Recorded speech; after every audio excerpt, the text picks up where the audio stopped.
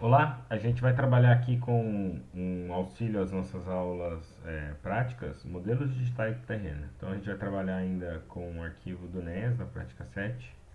Eu coloquei aqui dois arquivos que estão lá no banco de dados, pontos cotados e curvas de nível. Na aula anterior a gente aprendeu a fazer lá as apps, eu deixei aqui o mesmo arquivo, tá bom?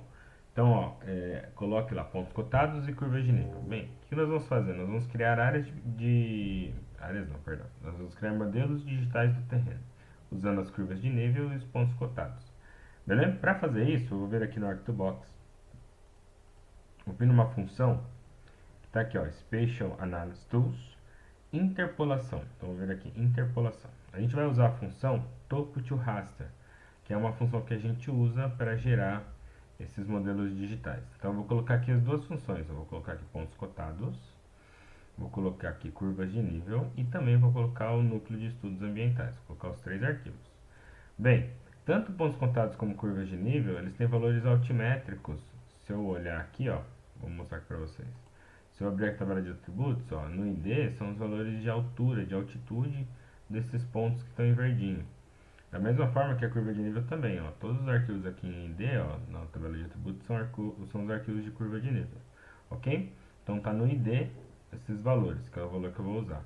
Pontos cotados não é curva, esse contour aqui representa a curva de nível. Os pontos cotados são pontos de elevação, beleza? Aqui eu vou deixar como curva de nível e o núcleo de estudos eu vou deixar como se fosse uma borda, que é essa palavra aqui, boundary.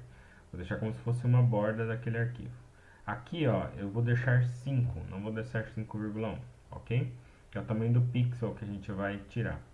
Bem, aqui em relação ao output, eu vou trocar o nome do arquivo de saída.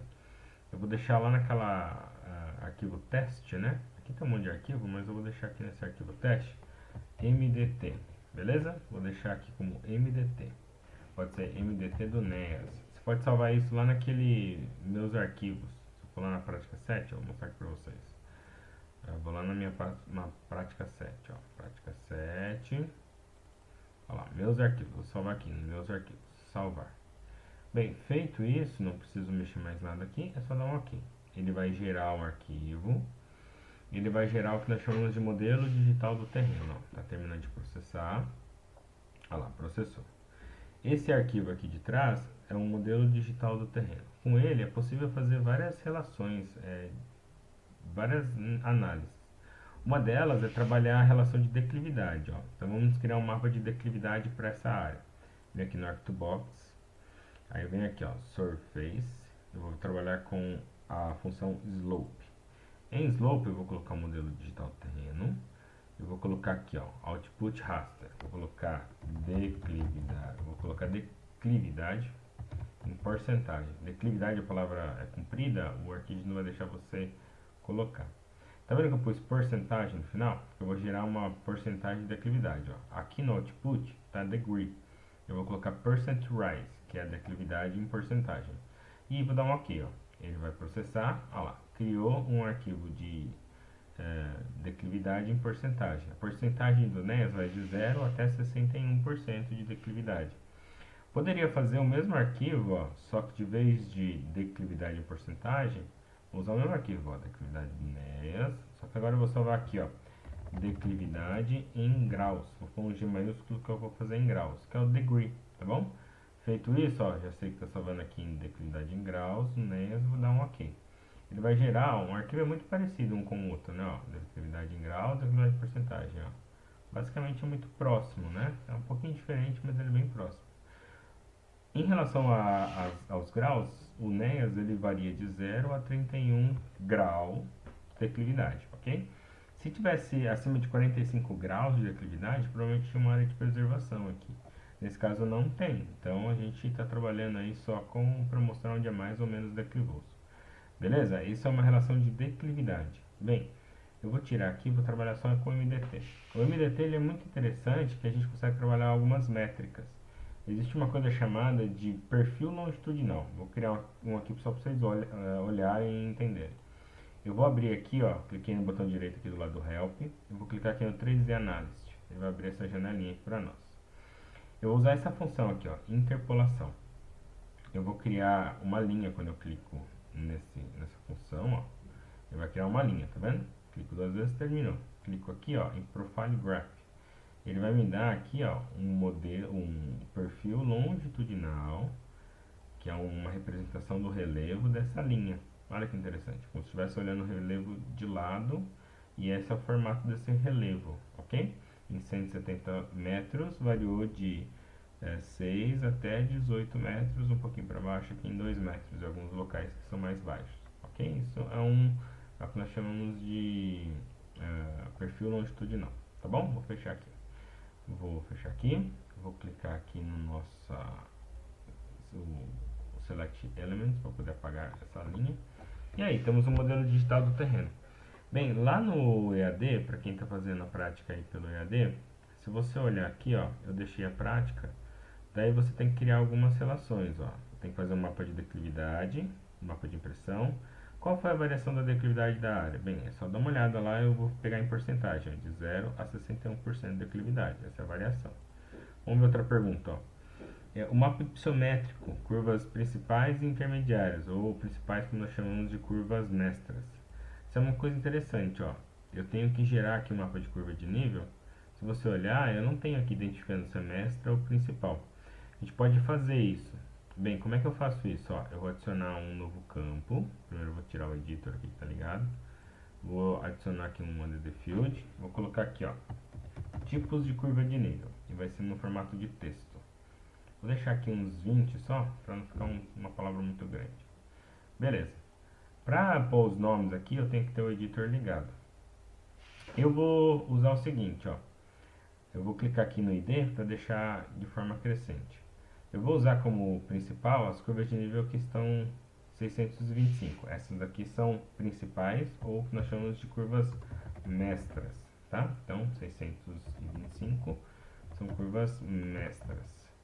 Bem, 625 é mestra, então 630 vai ser intermediária.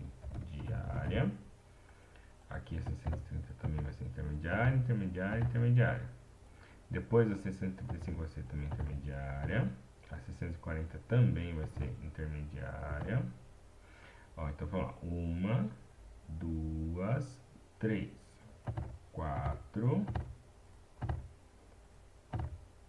Depois da quinta curva, subindo a cada 5 valores, eu vou ter uma curva de nível mestra. Então, por exemplo, 625 é mestra, então 635 ela é intermediária. Depois, a segunda curva, 635 intermediária. A terceira, 640 intermediária. A quarta, 645 intermediária. Então, quer dizer que a 650 vai ser mestra. Então, todas as 650 vão ser curvas mestras. Ok? Aí aqui volta a ser intermediário de novo. Estou copiando e colando. Ctrl C, Ctrl V. Tá? Ctrl C. Olha lá, então 600, isso aqui vai ser curva intermediária. 660 vai ser curva intermediária. 65 também. Agora tem que ver, ó. 1, 2, 3, ó. 4. E 675 então vai ser mestra, né? Porque, ó, eu tenho 650, então conta mais 5, 650, 655, 660, 665, 670. Então essa aqui é mestra. Então a 675 vai ser uma curva mestra. E depois o restante vai ser curva intermediária. Intermediária, intermediária, intermediária, todo o restante. Estou só dando Ctrl V aqui do radar. Beleza? Pronto. Classifiquei em relação a intermediária e mestra. Vou vir aqui no editor, vou salvar e vou desligar a edição. Bem, como é que eu classifico agora a curva mestra? Eu posso fazer de duas formas. Eu posso vir aqui em curvas, propriedades, e aí eu venho aqui em label, e no label eu posso pôr no display o tipo. Então eu vou clicar aqui, ó, tipos, e dou um aplicar. Quando eu dou um aplicar, ó, quando eu venho aqui label features, ele vai mostrar lá o que é intermediário e o que é mestra. Ok, isso é um formato. Uma outra forma de fazer isso é clicar duas vezes, vim aqui em Symbology, e agora aqui em categorias, eu vou colocar aqui os tipos, e ponho add values, all values. Opa, eu coloquei uma palavra errada lá, de vez de mestra, eu coloquei mestras. Então uma curva mestra, mestra, acho que foi só a primeira aqui, ó, tem que tirar esses S daqui. Deixa eu ligar o editor aqui, só com o editor ligado para poder tirar o SS. Isso acontece, tá? Mestra. coloco uma palavrinha diferente aqui, vai mudar todo o sentido da análise. Beleza, vou salvar aqui. Então vou de novo lá, propriedade, categoria, tipos, adicionar todos, olha lá, intermediário e mestre, 33 e 11. Eu vou tirar isso aqui para não aparecer essa linha, tá? Então só vou tirar, estava selecionado, tirei. Aqui no intermediário, ó, eu vou pôr como vermelho e a mestra eu vou colocar como preto.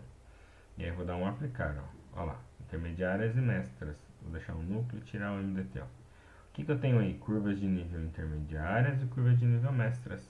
Vermelho intermediário, preto é mestra. Aí, ó, dividir aí nossas relações aí entre intermediária e mestra, beleza? Aí é só fazer uma mapinha de pressão desse daqui. Outra coisa, ele pergunta assim, o mapa de modelo hipossométrico é esse, tá?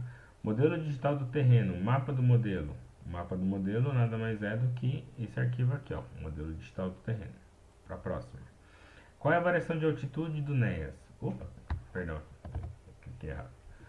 O variação de altitude do NEAS, eu posso olhar aqui nas curvas de nível, por exemplo, ou no próprio MDT. É de 619 até 688. É a diferença desse valor com esse valor. 688 menos 619, você tem a diferença altimétrica do NEAS.